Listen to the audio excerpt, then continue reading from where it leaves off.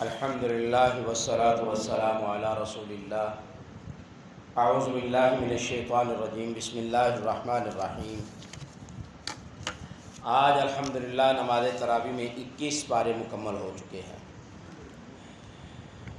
آج کی ہماری گفتگو کا محور پارہ نمبر 21 ہے، جس کا آغاز اللہ تعالیٰ نے ان لفظوں سے کیا ہے: اعوذ باللہ من الشیطان الرجیم، بسم اللہ الرحمن الرحیم۔ اتل ما اوحی الیک من الکتاب واقم الصلاۃ ان الصلاۃ تنہی عن الفحشاء والمنکر ولذکر اللہ اکبر واللہ یعلم ما تصنعون۔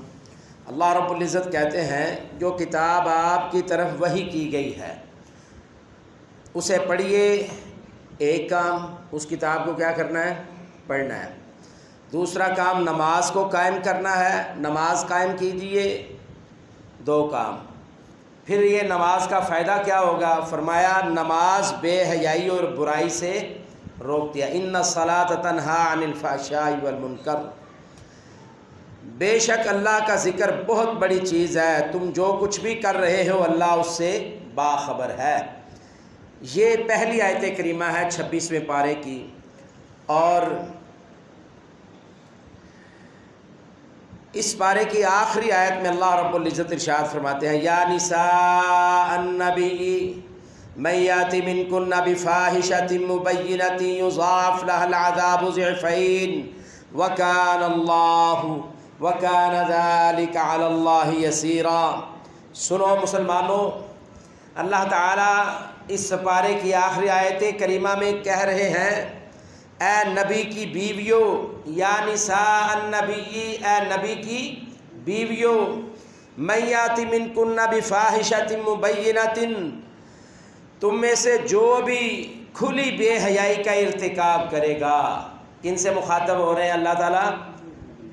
نبی صلی اللہ علیہ وسلم کی بیویوں سے، ہماری ماؤں سے۔ کہا یضاعف لها العذاب ضعفین، تو پھر تمہیں بے حیائی کا ارتکاب کرنے کی وجہ سے اللہ دوہرا عذاب دے گا۔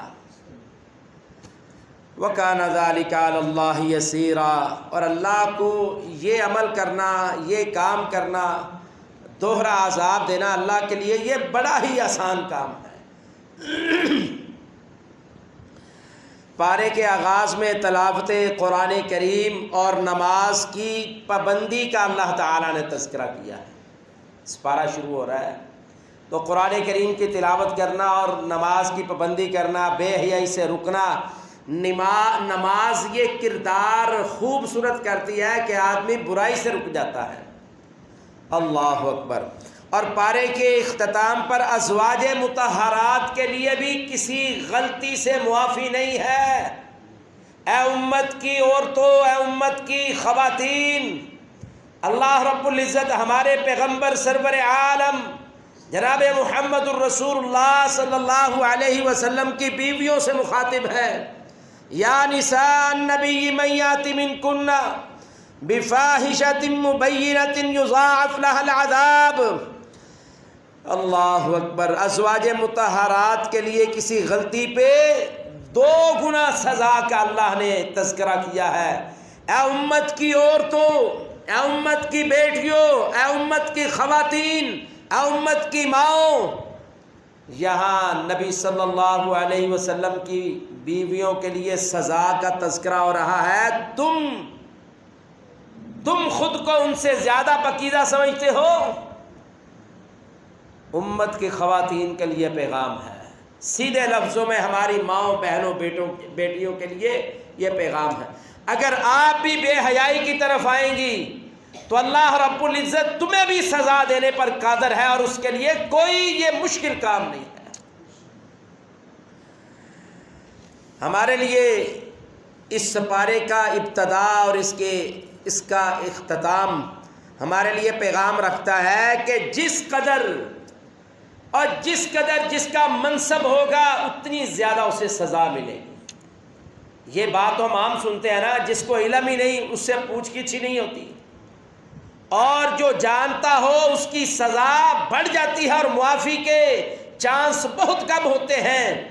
اے قرآن کریم کے حافظو، اے میرے بیٹو، صاحب قرآن آپ سے میں مخاطب ہوں، آپ کی غلطی معاشرے میں غلطی بہت بڑی غلطی سمجھی جاتی ہے، اور کیوں نہ سمجھی جائے، آپ صاحب قرآن ہیں، قرآن کو پڑھنے والے ہیں، قرآن کو سنانے والے ہیں، نماز اور امامت کروانے والے ہیں، لوگوں کی اصلاح کرنے والے ہیں۔ اگر آپ بھی غلطی کریں گے تو یاد رکھو عام لوگوں سے زیادہ آپ کو اللہ کے ہاں پوچھ گچھ ہوگی اور سزا ہوگی، اور دنیا میں بھی لوگوں سے زیادہ ذلت اور رسوائی کا سبب بنو گے۔ تو یہاں پیغام ہے صاحب قرآن اور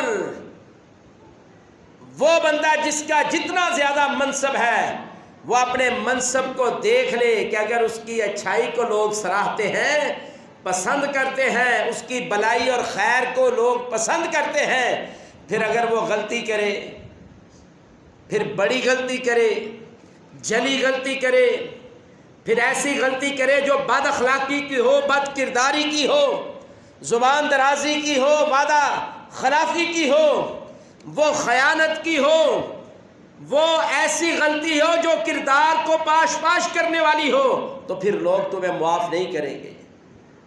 تو اس لیے اپنے کردار کو بھی نکھارنا ہے، اپنے منصب کو بھی دیکھنا ہے۔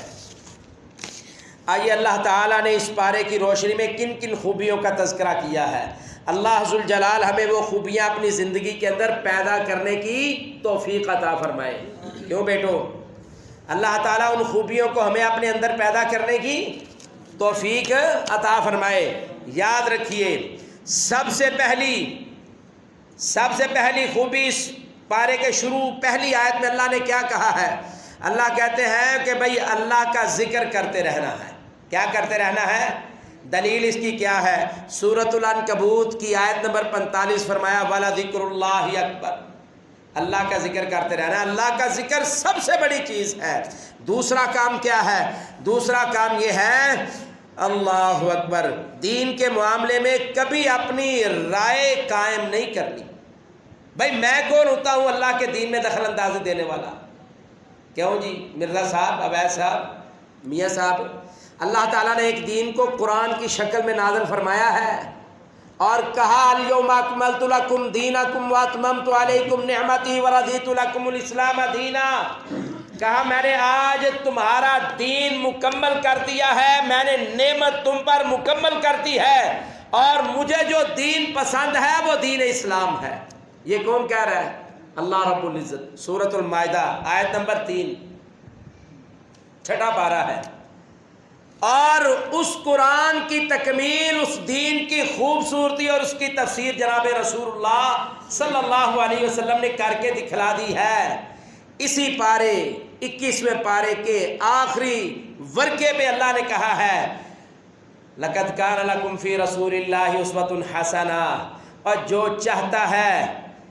چاہتا ہے اللہ، جس کا یہ یقین ہے کہ وہ کل قیامت کے دن اپنے رب سے ملاقات کرنا چاہتا ہے، تو پھر اس کے لیے یہ پیغام ہے کہ وہ اللہ کے رسول صلی اللہ علیہ وسلم کو اپنے لیے بہترین نمونہ بنا لے۔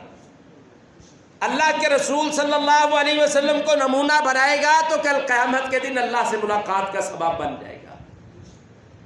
تو اس قرآن کی تفسیر جناب رسول اللہ صلی اللہ علیہ وسلم کی حدیث ہے، آپ کی سیرت ہے۔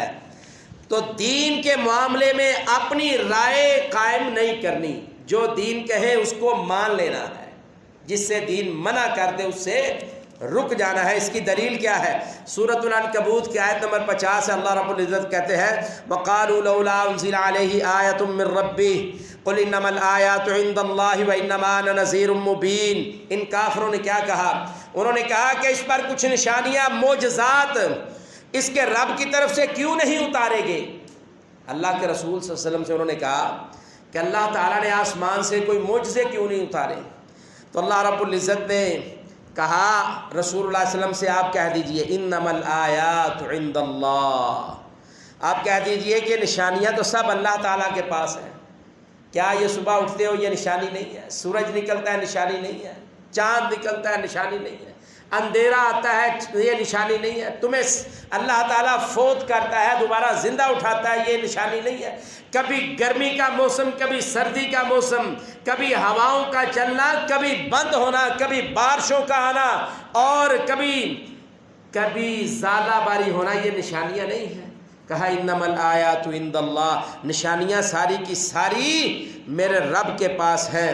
وَإِنَّمَا أَنَا نَذِيرٌ مُّبِينٌ، میں تو کھلم کھلا تمہیں اللہ کے عذابوں سے ڈرانے کے لیے آیا ہوں۔ تو پتہ یہ چلا کہ دین کے معاملے میں اپنی رائے قائم نہیں کرنی، جو قرآن کہے، جو رسول اللہ علیہ وسلم کہے اس کو مانتے جانا ہے۔ تیسرا کام، اللہ اکبر، جو ہم نے اپنی زندگی میں پیدا کرنا ہے اس پارے کی روشنی میں، اللہ رب العزت کہتے ہیں آخرت کی فکر میں لگا رہنا ہے۔ کس کی فکر میں لگا رہنا ہے؟ سچی بات ہے، جسے آخرت کی فکر پڑ جائے نا دنیا کی لذت ختم ہو جاتی ہے۔ جسے یہ فکر ہو میں نے اپنے رب کو جواب دینا ہے، اللہ اکبر۔ اس کی دلیل کیا ہے؟ سورۃ العنکبوت کی آیت نمبر 57 اللہ کہتے ہیں کل نفس ذائقۃ الموت ثم الینا ترجعون، ہر جاندار موت کا مزہ چکھنے والا ہے اور تم سب ہماری طرف لوٹائے جاؤ گے۔ بڑی بھی آدمی کو لذت آ رہی ہو زندگی میں، بڑا کچھ اس نے حاصل کر لیا ہو، ذرا وہ گہرائی اور عمیق بریک بینی نہیں تو موٹی نظر سے اور خیال سے دیکھ لے، آخر مرنا تو ہے ہی ہے نا، اور فکر آخرت لگائے رکھنا ہے، آخرت کی فکر کرنی ہے۔ چوتھا کام کیا ہے؟ دنیا کی حقیقت کو پہچاننا ہے، دنیا کی حقیقت کو پہچاننا ہے۔ اللہ تعالیٰ نے اس دنیا کے بارے میں کیا کہا ہے؟ سورۃ العنکبوت کی آیت نمبر 64 اللہ کہتے ہیں وَمَا هَذِهِ الْحَيَاةُ الدُّنْيَا إِلَّا لَهْوٌ وَلَعِبٌ وَإِنَّ الدَّارَ الْآخِرَةَ لَهِيَ الْحَيَوَانُ لَوْ كَانُوا يَعْلَمُونَ۔ اللہ کہتے ہیں یہ اور دنیا کی یہ زندگی تو محض کھیل تماشا ہے۔ اللہ جسے کھیل تماشا کہہ رہے ہوں، ہم اس کو دین پر قربان کر دیں تو ہماری کامیابی ہوگی، اگر دین کو اس پر قربان کریں گے تو سمجھو پھر ناکامی ہی ناکامی ہے۔ اللہ کہتے ہیں البتہ آخرت کے گھر کی زندگی حقیقی زندگی ہے، اور زندہ رہنا چاہتے ہو تو جنت کی زندگی کا سوچو، اس زندگی کو قربان کرو دین کے لیے، دین کو اس پر قربان نہ کرو۔ اللہ اکبر۔ پانچواں کام کیا ہے؟ اللہ تعالیٰ کہتے ہیں حالات کے بدلنے سے رب کے ساتھ تعلق کو نہیں بدلنا۔ آدمی کبھی کمزور بھی ہو جاتا ہے، بیمار ہو جاتا ہے، مال میں خسارہ پڑ جاتا ہے، دنیا میں اسے تکلیف آ جاتی ہے، کسی آزمائش میں آ جاتا ہے، تو اللہ کہتے ہیں حالات تو دنیا کے بدلتے رہیں گے، لیکن تم نے اپنے رب کے ساتھ تعلق کو کمزور نہیں کرنا۔ سورۃ العنکبوت آیت نمبر 65 میں اللہ تعالیٰ ارشاد فرما رہے ہیں فَإِذَا رَكِبُوا فِي الْفُلْكِ دَعَوُا اللَّهَ مُخْلِصِينَ لَهُ الدِّينَ فَلَمَّا نَجَّاهُمْ إِلَى الْبَرِّ إِذَا هُمْ يُشْرِكُونَ۔ اللہ تعالیٰ ان نافرمانوں کفار کا، مشرکین کا تذکرہ کر رہے ہیں کہ پس یہ لوگ جب کشتیوں میں سوار ہوتے ہیں اللہ کے لیے عبادت کو خالص کر لیتے ہیں۔ کیا مطلب؟ جب ان کی کشتیاں سمندروں کی چکریوں میں، کیا کہتے ہیں جی مرزا صاحب؟ بور، اور جی سادہ لفظ کیا ہے؟ ہاں، جو پانی اس کے اندر گھومتا ہے اور سوراخ بنتے ہیں، بور جسے کہتے ہیں، چکریاں بھی اسے کہتے ہیں۔ تو کشتی پھر اس کے اندر آتی ہے تو وہ نہ آگے جاتی ہے نہ پیچھے جاتی ہے، وہ ایک وقت آتا ہے اس کے گرد گھوم گھوم کے جو سوار ہوتے ہیں، کشتی الٹتی ہے، سارے سوار اس کے اندر چلے جاتے ہیں اور اللہ تعالیٰ ان کو تباہ و برباد کر دیتا ہے۔ تو اللہ تعالیٰ کفار کا یہاں تذکرہ کر رہے ہیں کہ جب ان کی کشتیاں سمندروں میں پھنس جاتی ہیں پھر دعوا اللہ مخلصین لہ الدین، پھر کہتے ہیں اللہ تیرے علاوہ کوئی ہمارا مددگار نہیں ہے، پھر ان کے کوئی دنیا کا کام، کوئی دنیا کی طاقت ان کے کام نہیں آتی، پھر کام کون آتا ہے؟ اللہ، اور پکارتے بھی کسے ہیں؟ اللہ کو۔ اللہ کہتا ہے فَلَمَّا نَجَّاهُمْ إِلَى الْبَرِّ، جب اللہ تعالیٰ ان کو خوشی کی طرف لے آتا ہے، اِذَا هُمْ يُشْرِكُونَ، پھر یہ کہتے ہیں کہ یہ تو ہمارے فلاں پیر نے اور فلاں بزرگ نے ہماری مدد کی ہے، اِنَّا لِلَّهِ وَإِنَّا إِلَيْهِ رَاجِعُونَ، پھر شرک شروع کر دیتے ہیں۔ پھر بڑوں کا، ولیوں کا، اللہ کے بندوں کا، کلندروں کا، قادریوں کا، پتہ نہیں کس کس کا نام لیتے ہیں، اس لیے کہ ان کے ایمان پختہ نہیں ہے۔ تو اللہ کہتے ہیں حالات کے بدلنے سے رب سے تعلق کو نہیں بدلنا۔ اللہ اکبر۔ چھٹا کام کیا ہے؟ دین کے لیے ہماتن گو کوشش کرتے رہنا چاہیے، جب تک زندگی ہے دین کے لیے کوشش کرتے رہنا چاہیے۔ سورۃ العنکبوت کی آیت نمبر 69 ہے، اللہ کہتے ہیں والذین جاہدوا فینا لنہدینہم سبلنا وان اللہ لمع المحسنین، اور جو لوگ ہماری راہ میں مشقتیں برداشت کرتے ہیں ہم انہیں اپنی راہ ضرور دکھا دیتے ہیں، یقین اللہ نیکی کرنے والوں کا ساتھی ہے۔ یہاں سورۃ العنکبوت، عنکبوت بیسک یہ 20ویں پارے سے سورت شروع ہوتی ہے، 20ویں پارے کے آخری ربع سے، آخری پاؤ سے، اسے یہ کہہ لیں کہ 3rd in 4 چوتھا حصہ یہاں سے شروع ہوتا ہے، 3 حصے اس پارے کے گزر جاتے ہیں، پھر سورۃ العنکبوت آتی ہے اور اس کا کچھ حصہ اس پارے میں ہے، قریباً 3-3.5 رکوع اس پارے میں ہے۔ عنکبوت اصل میں مکڑی والے جالے کو کہتے ہیں، مکڑی کے گھر کو کیا کہتے ہیں؟ عنکبوت۔ یہ جو جالے لگے ہوئے ہیں نا آپ کو نظر آ رہے ہیں، ان جالوں کو قرآن میں مکڑی کا جو جالا ہے اسے عنکبوت کہا جاتا ہے، اسے عنکبوت کہا جاتا ہے۔ عنکبوت کی آخری آیت کریمہ ہے، اس کے بعد سورۃ الروم شروع ہوتی ہے، اور سورۃ الروم میں اللہ رب العزت کہتے ہیں صبح و شام کی تسبیحات کا ورد کرتے رہو۔ آیت نمبر 17 میں اللہ کہتے ہیں فسبحان اللہ حین تمسون وحین تصبحون، پس اللہ تعالیٰ کی صبح تسبیح پڑھا کرو جب تم شام کرو اور جب تم صبح کرو، اور پھر اللہ کہتے ہیں اللہ تعالیٰ کی حمد و ثنا کرتے رہا کرو۔ آیت نمبر 18 میں سورۃ الروم کی وَلَهُ الْحَمْدُ فِي السَّمَاوَاتِ وَالْأَرْضِ وَعَشِيًّا وَحِينَ تُظْهِرُونَ، اور پھر نامہ کام یہ ہے اس سپارے سے جو ہمیں سمجھ آتا ہے کہ دین کے ساتھ مخلص ہو جاؤ، دین کے ساتھ مخلص ہو جاؤ۔ سورۃ الروم کی آیت نمبر 30 ہے، اللہ کہتے ہیں فَاقِمْ وَجْهَكَ لِلدِّينِ حَنِيفًا فِطْرَتَ اللَّهِ الَّتِي فَطَرَ النَّاسَ عَلَيْهَا لَا تَبْدِيلَ لِخَلْقِ اللَّهِ ذَلِكَ الدِّينُ الْقَيِّمُ وَلَكِنَّ أَكْثَرَ النَّاسِ لَا يَشْكُرُونَ۔ 10واں کام یہ ہے کہ اپنے مال سے زکوٰۃ دینی ہے، اگر صاحب حیثیت ہو تو پھر مال سے زکوٰۃ دینی ہے۔ زکوٰۃ تم دو گے تو اللہ تعالیٰ تمہیں کامیاب کرے گا۔ 11واں کام یہ ہے کہ آپ نے اس پر دین پر صبر اور استقامت اختیار کرنی ہے۔ سورۃ الروم کی آیت نمبر 60 اللہ کہتے ہیں فاصبر ان وعد اللہ حق ولا یستخفنک الذین لا یوقنون، بس آپ صبر کریں، یقیناً اللہ کا وعدہ سچا ہے، آپ کو وہ لوگ ہلکا بے صبرا نہ کریں جو یہ اللہ پر یقین نہیں رکھتے۔ یہ سورۃ الروم کی آخری آیت تھی۔ پھر سورۃ اللقمان شروع ہوتی ہے، اور لقمان میں بھی بڑی زبردست قسم کی نصیحتیں ہیں۔ اللہ اکبر۔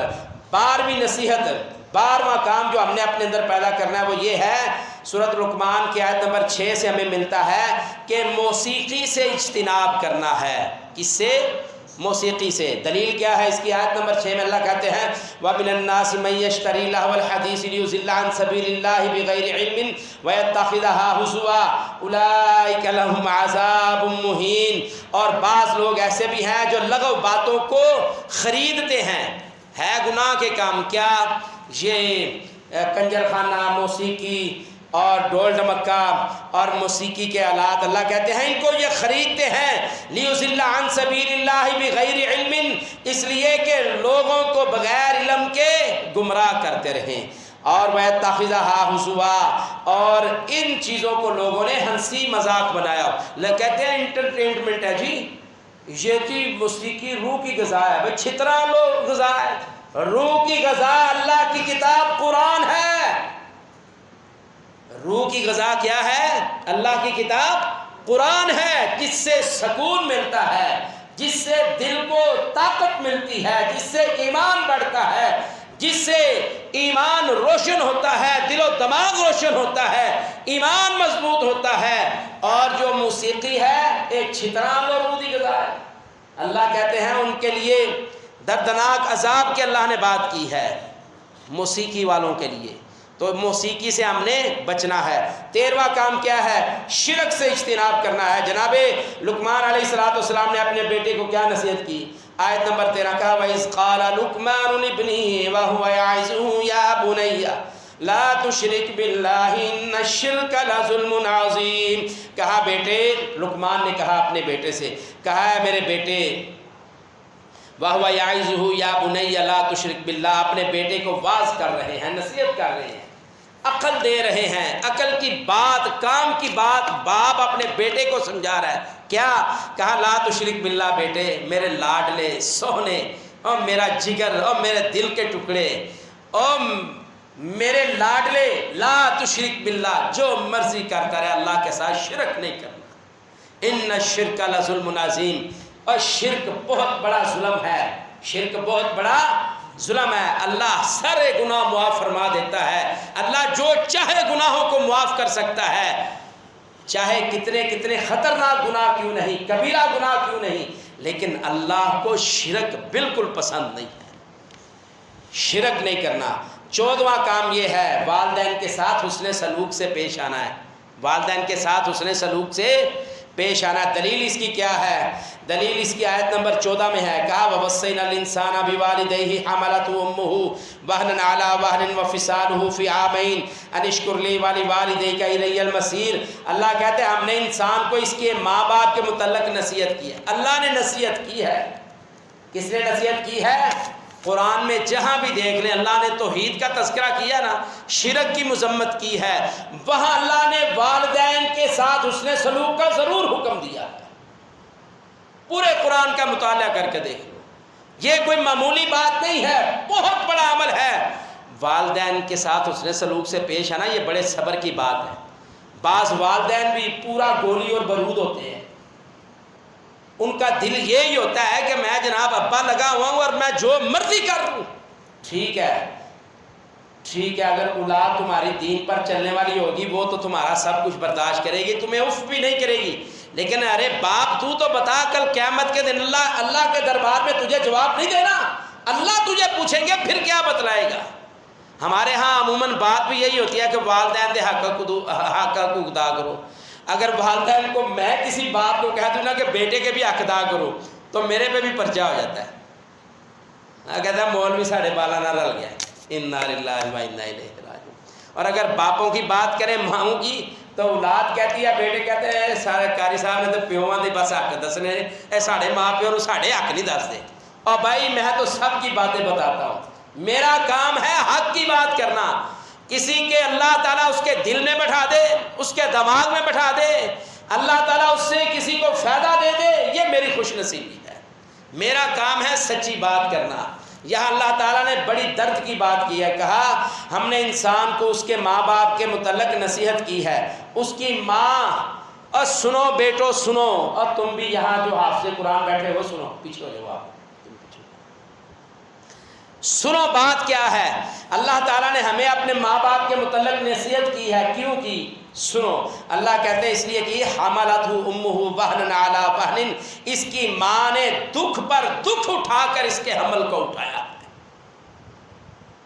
اللہ اکبر، جب مائیں حاملہ ہوتی ہیں اللہ امید سے لگاتا ہے، تو پھر ماؤں سے کبھی پوچھا تو کرو کیا کس طرح گزرتی ہے، اس کا بیٹھنا، اس کا اٹھنا، اس کا لیٹنا، اس کا کام کرنا، گھر کے کھانے بنانے، خوشیاں غمیاں، یہ سارے، پھر رمضان کے روزے، یہ اس طرح کے ساری زندگی کے اور اس دورانیے کے جتنے معاملات ہیں، ذرا کبھی ماں سے پوچھا ہے جب اس سے بدتمیزی کرتے ہو کہ ماں تو نے میرے لیے کتنے دکھ اٹھائے؟ اللہ کہہ رہے ہیں وَوَضَعَتْهُ، اللہ کہتے ہیں وَهْنًا عَلَى وَهْنٍ حَمَلَتْهُ أُمُّهُ وَهْنًا عَلَى وَهْنٍ، اس کی ماں نے اس کے دکھ پر دکھ اٹھائے ہیں۔ ہائے ہائے، کبھی ماؤں کے دکھ کو ہم سمجھ لیں، اللہ کی قسم اگر کبھی خامن سمجھ لینا کہ میری بیوی کس دکھ سے گزر رہی ہے، میں کہتا ہوں ایسا زندگی میں خامن اپنی بیوی سے کبھی بدتمیزی نہ کرے، کبھی اس پر ظلم اور زیادتی نہ کرے۔ انا للہ و انا الیہ راجعون۔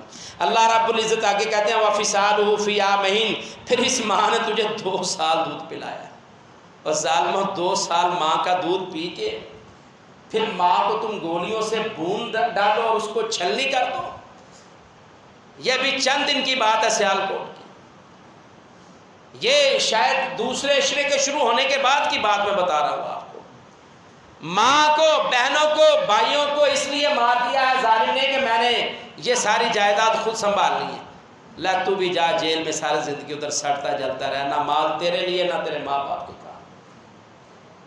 ذرا سی بات پہ ہم ماں کو غصہ دکھاتے ہیں، منہ چڑھاتے ہیں، آنکھیں دکھاتے ہیں، پتہ نہیں کیسے کیسے تیور ہوتے ہیں ہمارے ماں کو ڈرانے کے لیے. ماں بیچاری بچوں کے بھی ترلے ملتے کرتی ہے اور خامن سے بھی بچتی پھرتی ہے. خامن سے بھی اس نے کبھی اپنے حق کا سوال نہیں کیا اور بچے بھی اسے ماں کا حق دینے کے لیے تیار نہیں. بتلاؤ پھر ماں کہاں جائے؟ ماں پھر اپنے دکھ درد اپنے رب سے تو کہتی ہوگی نا. اللہ اکبر. اللہ کہتے ہیں وَفِصَالُهُ فِي عَامَيْنِ 2 سال اس ماں نے تمہیں دودھ پلایا ہے. انشکر لی، اپنے ماں باپ کی شکر گزاری کر، اپنے ماں باپ کی نیکی کو سمجھ، ان کے ساتھ حسن سلوک سے پیش آ. وَلِوَالِدَيْكَ إِلَيَّ الْمَصِيرُ. اللہ کہتے ہیں ماں باپ کو بھی یاد رکھنا چاہیے اور اولاد کو بھی یاد رکھنا چاہیے. الیہ المصیر، آپ دونوں نے میرے پاس پلٹ کر آنا ہے. اگر حق اور حقوق میں تم اپنے حق ادا نہیں کرو گے تو میں تو پھر آگے فیصلہ، میرے پاس آؤ گے فیصلہ تو میں کرنا ہی کرنا ہے. یہ 14واں معاملہ ہے. 15واں معاملہ کیا ہے؟ سورۃ لقمان کی آیت نمبر 17 میں اللہ کہتے ہیں امر بالمعروف و نہی عن المنکر سے باز آنا. نہیں عن المنکر سے لوگوں کو باز رکھنا ہے. اللہ رب العزت سے دعا ہے، باتیں تو بہت ساری آگے ابھی ہماری کافی سارے پوائنٹ رہتے ہیں، لیکن اللہ رب العزت سے دعا ہے اللہ رب العزت جو ہم نے سنا ہے سنایا ہے، جو ہم نے سیکھا ہے سکھلایا ہے، جو ہم نے پڑھا ہے پڑھایا ہے، اے الہی اس کو ہمارے لیے صدقہ جاریہ بنا، ہمارے لیے نصیحت بنا، ہمارے لیے تربیت گاہ بنا. اللہ اس کو ہمارے لیے فکر کا معاملہ بنا. اللہ اس کو ہمارے لیے تربیت کا سلسلہ بنا دے. اے اللہ اس کتاب قرآن کریم کے ساتھ اے اللہ ہماری ماؤں پر رحم فرما دے، ان کو صحت تندرست. اے اللہ ہماری ماؤں کی زندگیوں میں برکت نازل فرما. اللہ ہمارے ماں باپ کی زندگیوں میں برکت نازل فرما. اے اللہ تو نے جہاں ماں کا رتبہ بڑا بیان کیا ہے وہاں باپ کا بھی عظیم رتبہ بیان کیا ہے. اے اللہ ہمارے والدین کو صحت تندرستی عطا فرما. اے اللہ جتنے بھی ہمارے بیمار ہیں، ہمارے نمازی ہیں، اللہ جتنے بھی ہمارے نمازی بیمار ہیں، ہمارے گلی محلے کے بیمار ہیں، اللہ ہمارے ہمسایوں میں بیمار ہیں، اللہ ہمارے اس بستی میں محلے کے، اے اللہ جتنے بھی بے تیرے بندے اور بندیاں بیمار ہیں اللہ ان سب کو صحت تندرستی عطا فرما. اے اللہ بھائی ایوب کو صحت تندرستی عطا فرما. اے اللہ بھائی اویس کی والدہ کو صحت تندرستی عطا فرما. مرزا رشید صاحب کو صحت تندرستی عطا فرما. باری خان کو صحت تندرستی عطا فرما. اللہ باب عاشق کو صحت دے. تیرا بندہ سچا اور پکا توحید پرست ہے. اللہ ہم اس کے توحید کا اللہ گواہی دیتے ہیں. اے اللہ ہمارے طالب علم فرحان کے نانا جان بیمار ہیں، اللہ میرے یہ بچے بیمار ہو گئے. اللہ تو جانتا ہے کیڑا کیڑا تیرا بندہ اور بندی بیمار ہے. اللہ سب کو صحت تندرستی عطا فرما. اے اللہ ہمارے ان بچوں کے والدین کو صحت تندرستی عطا فرما. اے اللہ جو ہمارے عزیز و اقارب اس دنیا سے جا چکے ہیں اللہ فوت ہو گئے ہیں، اے اللہ وہ اپنا حساب کتاب لے کر تیرے پاس آ گئے ہیں، اللہ ان کی قبروں کو منور فرما دے. اللہ ان پر رحم فرما دے. اللہ تیری رحمت کے محتاج ہیں، اللہ تیری معافی کے محتاج ہیں، اللہ تو ان کو معاف فرما دے. اے اللہ ان کی قبروں کو تا حد نگاہ وسیع و عریض فرما. اللہ قبر کی سختیوں سے ان کو محفوظ فرما دے. اے اللہ ان کی اولادوں کو، اللہ ان کی اولادوں کو ان کے لیے صدقہ جاریہ بنا دے. اے اللہ ان کی اولادوں کو ان کے لیے صدقہ جاریہ بنا دے. اے اللہ ان کے لیے آسمان سے جنت کا بستر نازل فرما دے. اے اللہ ان کی قبروں کو جنت کے باغوں میں سے باغ بنا دے. اللہ تو شہنشاہ ہے، واحد القہار ہے، اللہ تو احد ہے، اللہ الصمد ہے، لم یلد ولم یولد ولم یکن لہ کفوا. اللہ تیری تعریف ہے، تیری پہچان ہے. تو ایک ذرے رائی کے دانے کے برابر بھی تیرا کوئی شریک نہیں ہے. اللہ تو واحد القہار ہے، عزیز الانتقام ہے۔ اللہ تو اپنے بندوں سے بہت زیادہ محبت کرنے والا ہے۔ اللہ اپنے بندوں کو معاف فرما دے، اللہ ہمیں معاف فرما دے، اللہ ہماری اولادوں کو معاف فرما دے، اللہ ہمارے بچوں کو معاف فرما دے، ہمارے بچوں کو نیک اور صالح بنا دے، اللہ ان کو دین پر چلنے والا بنا دے، اللہ دین کی محبت ان کے دلوں میں، اللہ دین کی محبت ان کے دلوں میں مضبوطی سے ڈال دے۔ اللہ یہ ہر معاملے میں، خوشی کا معاملہ ہو اللہ، غمی کا معاملہ ہو، تنگی کا معاملہ ہو، خوشحالی کا معاملہ ہو، اللہ ہمارے بچے تیرے دین کے اوپر چلنے والے بن جائیں، تیرے دین کو ترجیح دیں۔ اللہ ہم تجھ سے التجا کرتے ہیں، تیرے علاوہ ہمارا کوئی بھی نہیں ہے جو التجائیں سنتا ہو۔ اللہ ہماری آہ و بقا بھی تیرے پاس ہے، تیرے در پہ ہے۔ اللہ تو بڑا ہی کریم ہے، بڑا ہی رحیم ہے۔ اللہ تو اپنے بندوں سے بڑی محبت کرنے والا ہے۔ اللہ تیرا علم اتنا گہرا ہے، اللہ تو اتنا طاقتور ہے، تیرے علم کی گہرائی اتنی ہے کہ اندھیری رات ہو، گہرائی والی جگہ ہو، گہرائی والی جگہ پر اللہ سیاہ رنگ کا پتھر ہو، اس پتھر پر چلنے والی سیاہ رنگ کی چیونٹی کے قدموں کی آہٹ بھی تو جانتا ہے اور سنتا ہے۔ اللہ ہماری التجاؤں کو، ہماری دعاؤں کو اپنی بارگاہ میں قبول و منظور فرما لے۔ اے اللہ ہمیں بھی ان خوش نصیبوں میں شامل فرما دے جن کو تو رمضان المبارک کی ہر رات جہنم سے آزادیاں دیتا ہے۔ اللہ ہمیں بھی ان میں شامل فرما دے۔ اللہ ہماری گردنوں کو جہنم سے آزادی دے دے۔ اللہ ہمارے والدین کو جہنم سے آزادی دے دے۔ اے اللہ ہماری اولادوں کو جہنم سے آزادیاں دے دے۔ اے اللہ ہم دامن پھیلائے، ہاتھ پھیلائے، اللہ تیرے چھوٹے چھوٹے ننھے منھے، اللہ تیرے چھوٹے چھوٹے بندے، ہمارے ننھے منھے بچے، اللہ تیرے چھوٹے چھوٹے بندے اور بندیاں، اللہ بزرگ بھی جوان بھی، اللہ تجھ سے امید لگائے بیٹھے ہیں۔ اللہ تیرے علاوہ ہمیں کوئی معاف کرنے والا بھی نہیں ہے۔ اللہ تو بے پناہ رحمتوں والا ہے، اللہ تو شہنشاہ ہے۔ اللہ قیامت کے دن کا بھی شہنشاہ تو ہے، عرش معلی کا رب بھی تو ہے، اللہ عرش کریم اور عرش عظیم کا رب بھی تو ہے، اللہ ہر چیز کو پیدا کرنے والا تو ہے۔ اللہ ہمیں جہنم سے آزادی دے دے، اللہ ہمیں جہنم سے آزادی دے دے، اللہ ہمیں جہنم سے آزادی دے دے، جہنم کی ہولناکیوں سے بچا لے، اللہ ہمیں جہنم سے آزادی دے دے۔ اللہ جو بے روزگار ہیں اللہ ان کے لیے روزگار عطا فرما، رزق حلال عطا فرما۔ اے اللہ جو بے اولاد جوڑے ہیں اللہ ان کو اولاد جیسی نعمت عطا فرما۔ اے اللہ ان کی گودوں کو، اے اللہ ان کے گھروں کو، ان کے آنگنوں کو اولاد جیسی نعمت سے اللہ خوشیاں سے بھر دے، اللہ ان کے آنگنوں کو روشن کر دے۔ اے اللہ ہمارے بھائی اور بیٹے جو دیار غیر میں ہیں اللہ رزق حلال کے لیے گئے ہوئے ہیں، ماں باپ کو چھوڑ کر، بہن بھائیوں کو چھوڑ کر، اللہ بیوی بچوں سے دور ہے، اے اللہ ان کے لیے وہاں جتنے بھی معاملات ہیں ان میں آسانیاں پیدا فرما دے۔ اللہ تنازل کے معاملات ہیں، اللہ سفر کے معاملات ہیں، ورکے کے معاملات ہیں، اللہ کفالت کے معاملات ہیں، اللہ رزق کے اور مزدوریوں کے معاملے ہیں، اے اللہ ان کے رزق میں برکت عطا فرما۔ اللہ ہم نے آج 17 روزے مکمل کر لیے ہیں، اللہ تیری رضا کے لیے رکھتے ہیں۔ اللہ کوئی نہیں جانتا کہ کون روزہ مکمل کرتا ہے، دنیا میں کوئی ایسا اللہ نہیں ہے جس سے چیک کیا جائے اس کا روزہ ہے یا نہیں، پر اللہ ہم ان ساری چیزوں کو جانتے ہوئے بھی کوئی کسی کو نہیں پکڑ سکتا، پھر بھی ہم روزہ تیری رضا کے لیے رکھتے ہیں اور اس کو مکمل بھی کرتے ہیں۔ اللہ اس روزے کو مکمل بھی کرتے ہیں، اللہ غیبت اور چغلی سے اور گناہوں سے بھی بچنے کی پوری کوشش کرتے ہیں، اللہ عبادات، ریاضات، نماز کی پابندی، اللہ قرآن کی تلاوت، اذکار بھی کرتے ہیں۔ اللہ یہ سارے اعمال کرنے کا مقصد یہ ہے تو ہم سے راضی ہو جائے، ہمیں جہنم سے آزادی دے دے۔ اللہ ہمارے ان اعمال کو اپنی بارگاہ میں قبول و منظور فرما لے، اللہ ہمارے صدقات کو قبول و منظور فرما لے، اللہ ہماری التجاؤں اور دعاؤں کو اپنی بارگاہ میں قبول و منظور فرما لے، اللہ تو ہمیں معاف فرما دے۔ بے شک تیرے علاوہ کوئی معاف کرنے والا نہیں ہے، تو بہت زیادہ اپنے